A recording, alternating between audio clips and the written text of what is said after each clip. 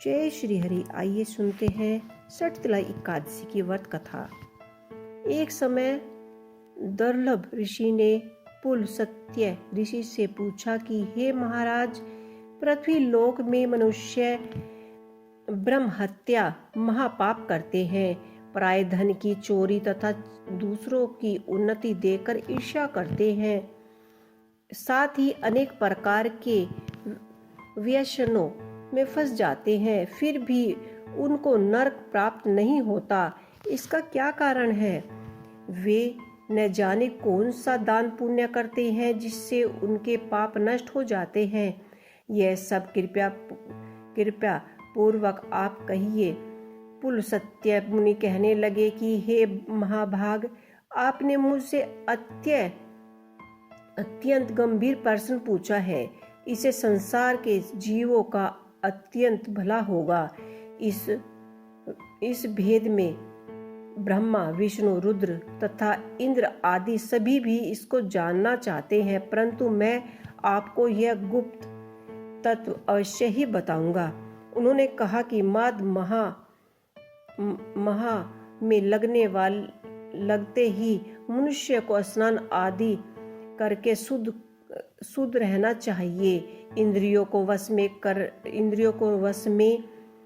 कर काम, क्रोध, लोभ, माया, अहंकार, ईर्ष्या तथा द्वेष आदि का त्याग कर भगवान का स्मरण करना चाहिए। पुष्प नक्षत्र में गोबर, कपास, तिल मिलाकर उनके कंडे बना करने चाहिए और कंडों में से 108 बार हवन करना चाहिए। उस दिन मूल नक्षत्र हो और एकादशी तिथि हो तो अधिक अच्छा पुण्य प्राप्त होता है।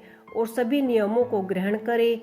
स्नान आदि से निवृत्त क्रिया से निवृत्त होकर सब देवताओं के देव श्री भगवान का पूजन करे और एकादशी व्रत धारण करे। रात्रि को जागरण करना चाहिए। उसके दूसरे दिन धूप दीप नैवेद्य आदि से भगवान का पूजन करके खिचड़ी का भोग लगाए। तत्पश्चात पेठा, नारियल, सीताफल या सुपारी का अर्घ्य देकर स्तुति करनी चाहिए। हे भगवान, आप दोनों को शरण देने वाले हैं। इस संसार सागर में फंसे हुए का उद्धार करने वाले हैं।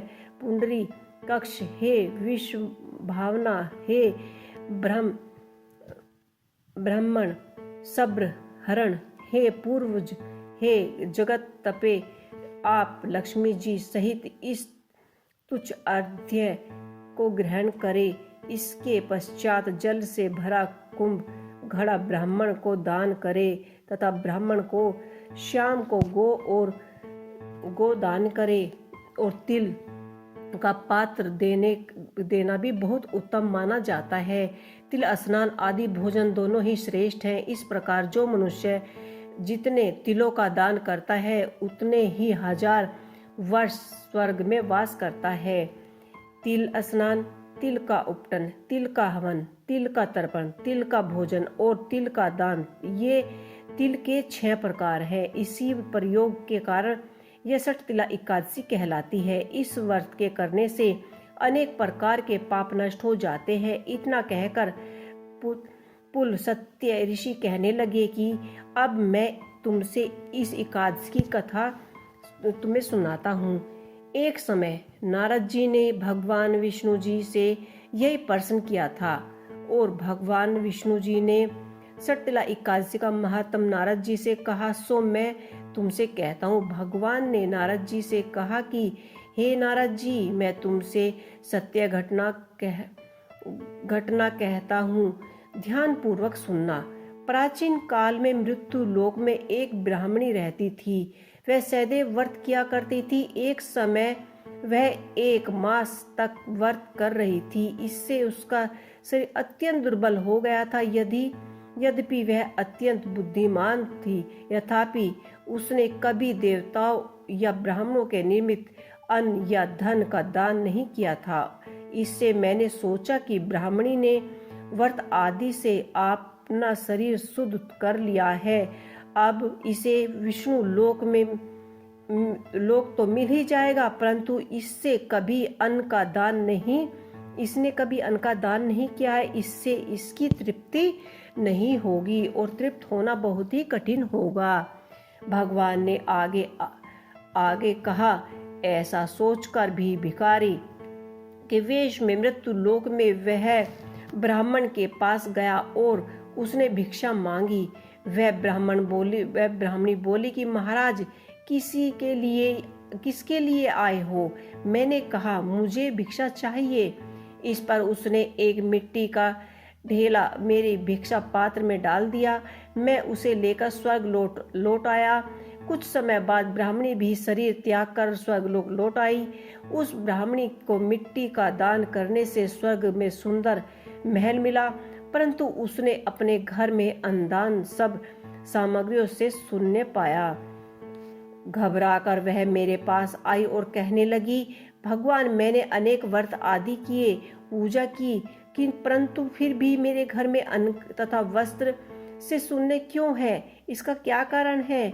इस पर मैंने कहा, पहले तुम अपने घर जाओ, देव स्त्रियों आएंगी तुम्हें देखने के लिए। पहले उनसे सटला 81 का पुण्य और विधि सुनो, तब द्वार खोलना। मेरे ऐसे वचन सुनकर वह अपने घर चली गई।